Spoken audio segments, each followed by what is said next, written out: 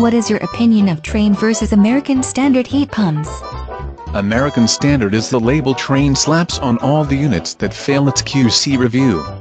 The good ones are Trane, the bad ones get a discount and sold as American Standard. They are made in the same factory. Fine.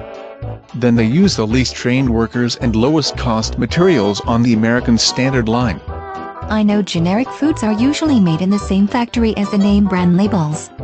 The only difference is the price and the advertising.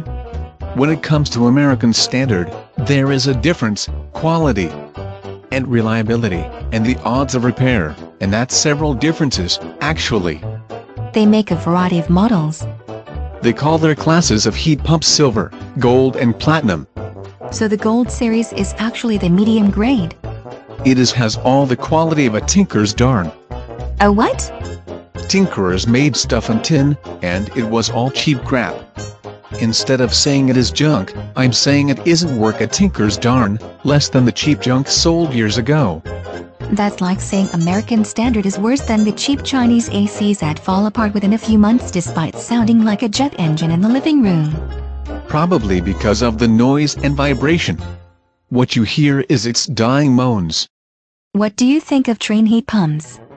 Decent warranty, ready and eager service, lots of repair contractors around that the company actually vets.